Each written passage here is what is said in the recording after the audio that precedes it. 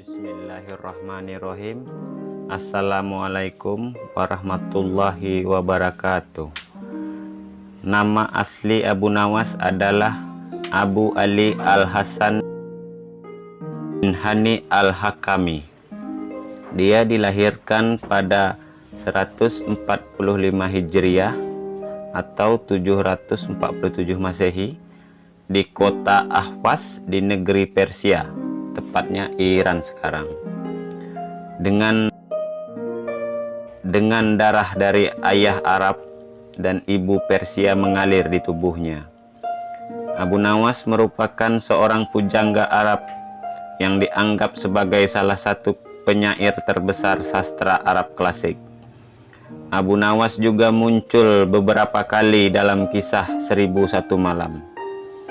Ayahnya Hani Al-Hakam merupakan anggota legiun militer Marwan II, sementara ibunya bernama Jalban, wanita Persia yang sebagai pencuci kain wol. Sejak kecil ia sudah yatim. Sang ibu kemudian membawanya ke Basrah, Irak. Di kota inilah Abu Nawas belajar berbagai ilmu pengetahuan. Masa mudanya penuh perilaku kontroversial yang membuat Abu Nawas tampil sebagai tokoh yang unik dalam khasanah sastra Arab Islam. Meski begitu, sajak-sajaknya juga syarat dengan nilai spiritual, di samping cita rasa kemanusiaan dan keadilan.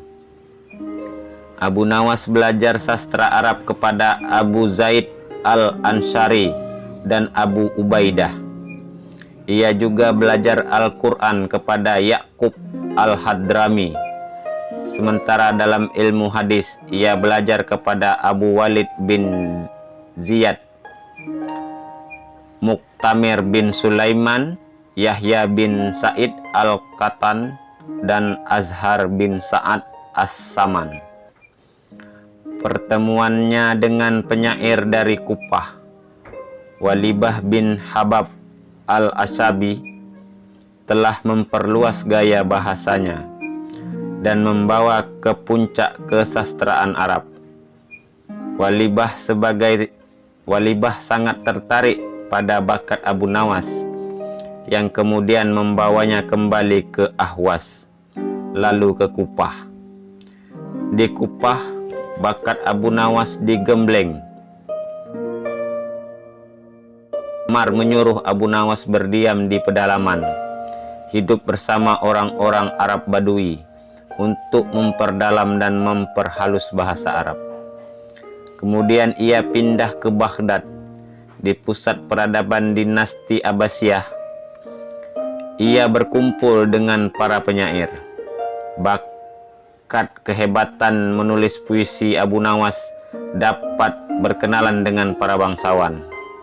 Namun karena kedekatannya dengan para bangsawan inilah, puisi-puisinya pada masa itu berubah, yakni cenderung memuja dan menjilat penguasa.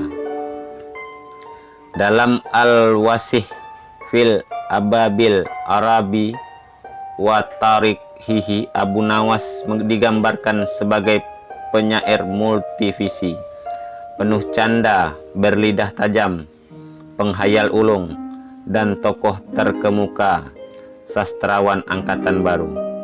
Namun sayang, karya-karya ilmiahnya justru hilang dikenal di dunia intelektual. Ia hanya dipandang orang yang suka bertingkah lucu dan tidak zalim. Kepandaiannya menulis menarik perhatian Khalifah Harun al-Rasyid melalui musikus istana Ishaq al-Wawsuli. Abu Nawas dipanggil untuk menjadi penyair istana. Sikap yang jenaka menjadikan perjalanan hidupnya benar-benar penuh warna.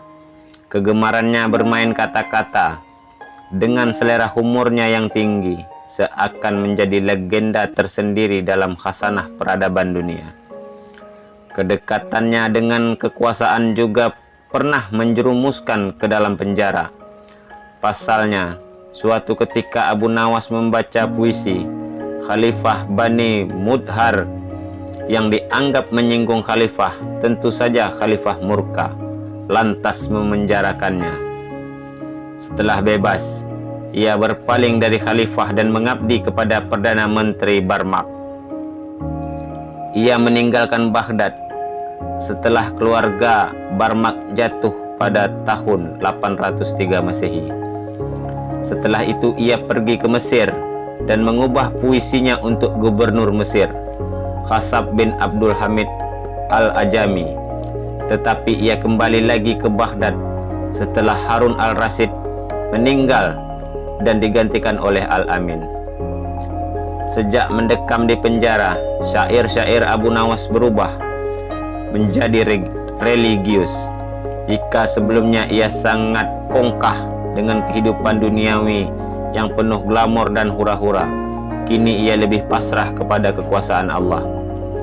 Memang pencapaiannya dalam menulis puisi diilhami dari kegemarannya melakukan maksiat, tetapi justru di jalan gelap itulah Abu Nawas menemukan nilai-nilai ketuhanan.